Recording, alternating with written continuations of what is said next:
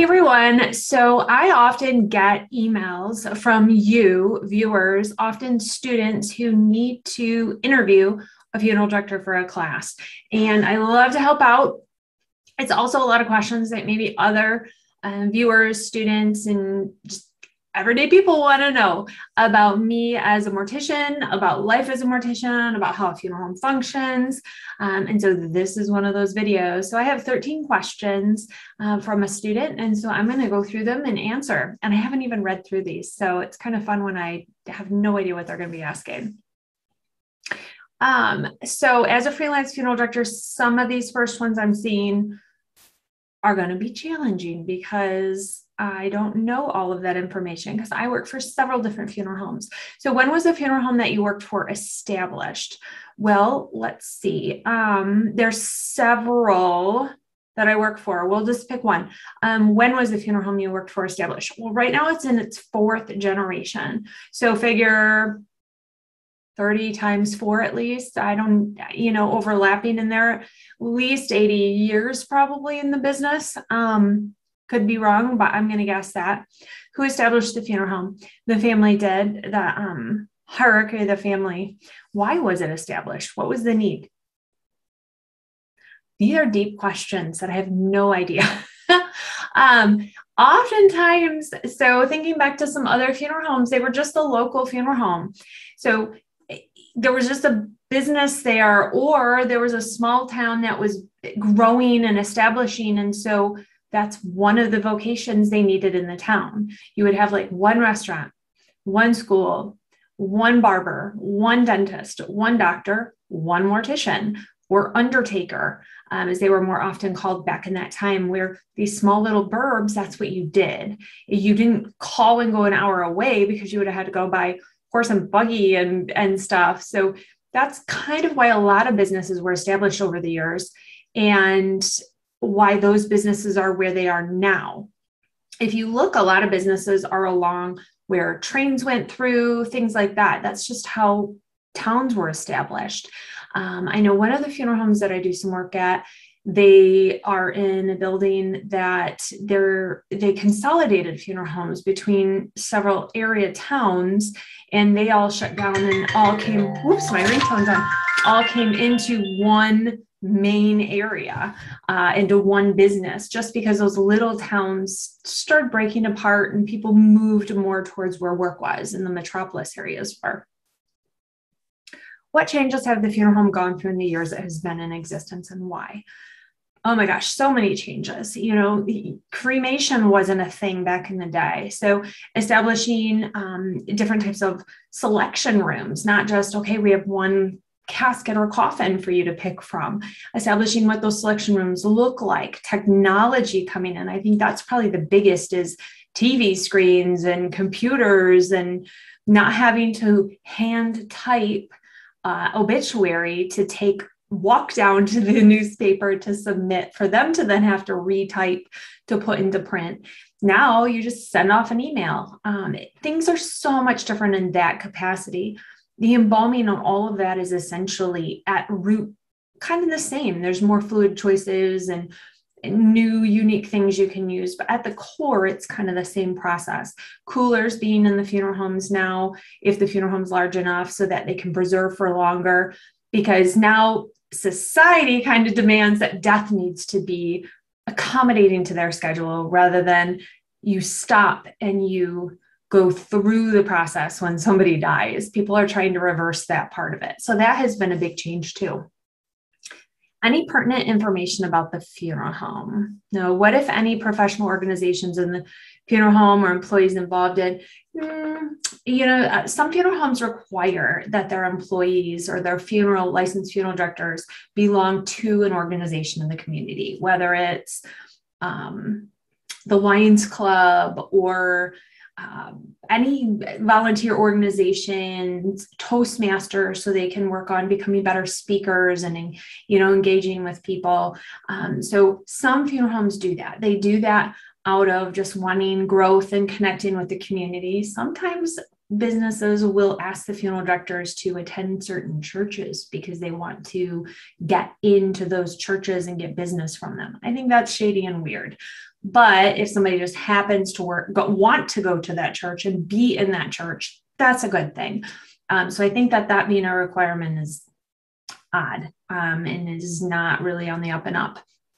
But there are like the Order of the Golden Rule and the Cremation Association and National Funeral Directors, and there's state associations. So there's all sorts of that kind of associations that are out there that they can belong to. Best customer service satisfaction. What business advice or business practice is vital to a successful funeral home? I think that understanding that we're not order takers. We are there to give a good experience to a family. And a part of that is educating them on what their choices are.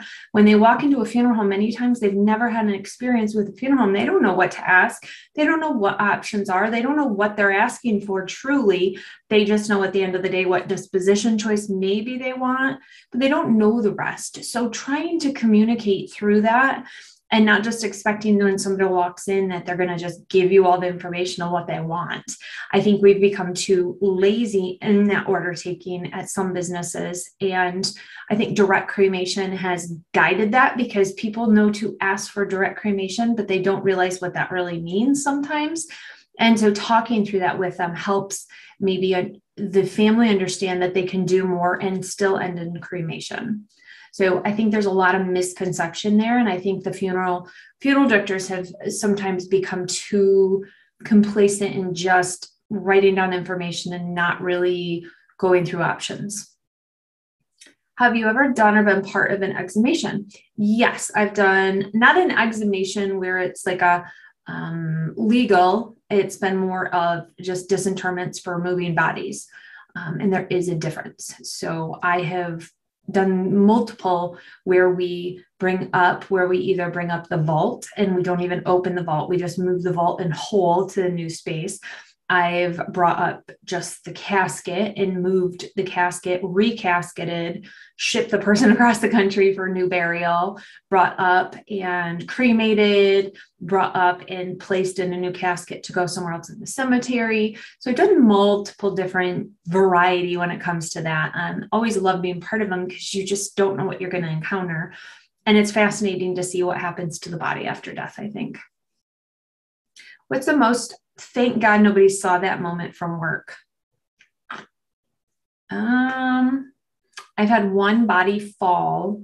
Nobody was even near it, and just gravity, the arm slipped and they rolled off and went to the floor. And there wasn't even a thud. It was like the slowest motion. They were not injured, damaged, anything to report to anybody. We got them up off the floor and back on the table. I trip and run into things all the time. So I'm glad that people don't see me do that as much, because they would think I was tripping and falling all over the place all the time. But I do quite often. Haven't fallen down the stairs yet, though. The one place I have to go up and down the stairs a lot, and I'm thankful I haven't fallen yet. Knock on wood.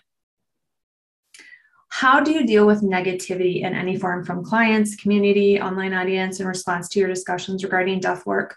Everybody has their opinions, and that's their prerogative. I've realized that people use big phrases like funeral homes are evil. It's a big statement. You're encompassing over 19,000 businesses in the US alone saying that. That means that's 19,000 businesses that are just pure evil. That's not the truth, and we know that. So it's coming to understand that people have had bad experiences, and sometimes we phrase it in the wrong way and it comes across very abrasive, and our normal response is going to be getting defensive, which sometimes just understanding where those comments are coming from helps us to address and correct maybe what has happened, or help the person understand why something happened. It's easy to target what we see as a negative experience rather than speak about a positive experience or talk about the good in a moment. It's just how we are. I think is in general, that's how most people react to situations, unfortunately. From clients, there's people you're just not going to please. And when we're in a moment when it's heated by emotion and trauma, and sometimes they've come from a place where they're arguing with their families and there's just things going on, they may take that on you. And I have to just remind myself it's not me that they're upset with, especially when it's from the get-go and they walk in upset. It's not about you usually. It's just about the loss and processing them.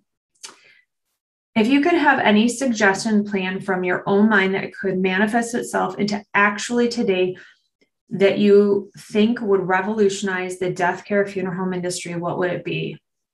Wow. Wow, that's a big one. I don't know if there's any revolutionary thing. I think because caring for the dead is not a one-track thing.